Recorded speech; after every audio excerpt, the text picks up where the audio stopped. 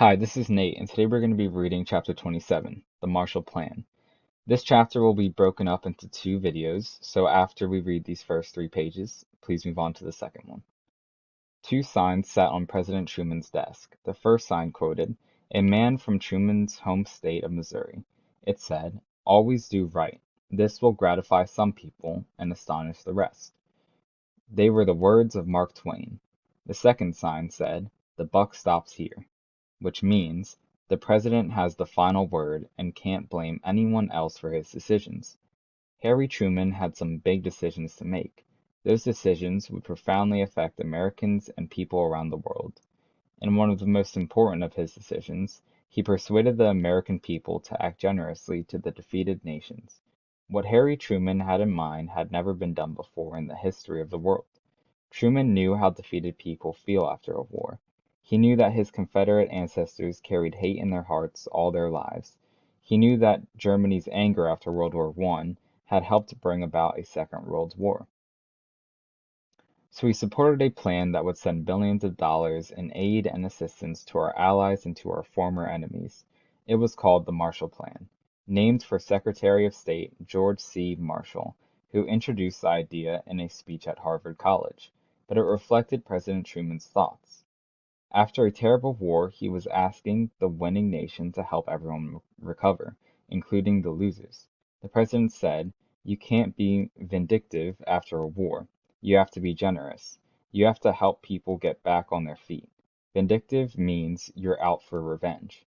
Marshall Plan aid was very concrete. That's a pun.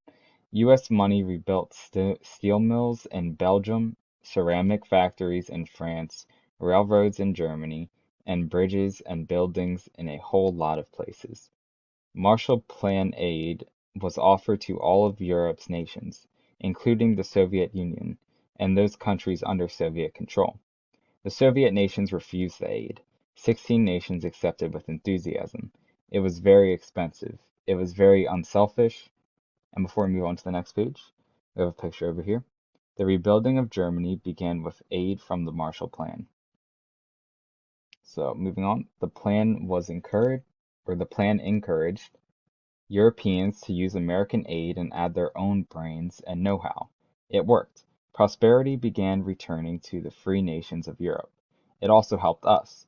Those newly prosperous European nations now had money to buy American goods, and they did. In East Asia, General Douglas MacArthur was sent to defeated Japan as head of an occupation army. The U.S. was determined to rid Japan of its war leaders and bring democracy, freedom, and prosperity to that nation. The Japanese wrote a new constitution. It made Japan a democracy. Land was redistributed so that more people could have it. Before, there had been a few huge landowners and many poor farmers. Now there was a better balance. Soon there would be great prosperity. Women were allowed to vote. 39 women were elected to Japan's Congress, called the Diet. Secret political societies were prohibited, and religious discrimination was ended. The United States poured aid into Japan: food, clothing, medicines, and other supplies. Ancient temples and museums were restored. We were very generous. No nation had ever done that kind of thing for a defeated foe. Another Truman Plan, called Point 4, gave aid to developing nations. Developing nations are also called Third World nations. These countries are less wealthy and less modern than the industrial nations. Many developing nations are in Africa, Asia, and Latin America. Did everyone approve of these generous policies? Not at all. Some people in Europe and Asia said they didn't want to take aid from America. They thought we wanted something in return. Some people in Congress yelled about all the money it was costing. Why should we help others? They asked. Why should we help our former enemies? They screamed.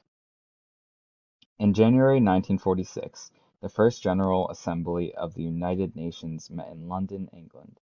Secretary of State James F. Burns headed the U.S. delegation, which included Eleanor Roosevelt, widow of the former president. In October, the General Assembly accepted a gift from John D. Rockefeller, Jr. to pay for a UN headquarters site in New York City. And we have a picture to go with that. The United Nations headquarters in New York City. We also have another picture up here. General Douglas MacArthur poses with Emperor Hirohito of Japan.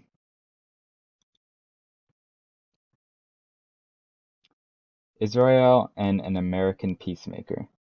On May 14, 1948, the State of Israel came into being. It was a hard birth, coming after almost 2,000 years of Jewish longing to return to their homeland, and after promises of a Jewish state by the victors of World War I. But the Jews weren't the only people who laid claims to hauntingly beautiful land. The Arabs who lived there claimed it too, and didn't want to share it. The story is complicated. Here is some of it. About 4,000 years ago, in the time of Abraham and Moses, Israel, or Palestine, as it came to be called, became the home of the Jews. 2,000 years later, in the year 70 CE, the Romans drove many of the Jews from their country. They settled throughout the Roman Empire, living in a diaspora, or exile. Jews prayed for a return to the holy city of Jerusalem. At the end of the 19th century, in response to fierce European anti-Semitism, the Zionist movement emerged. Its aim was to recreate a Jewish nation in Israel. Zionist Jews began moving to Palestine.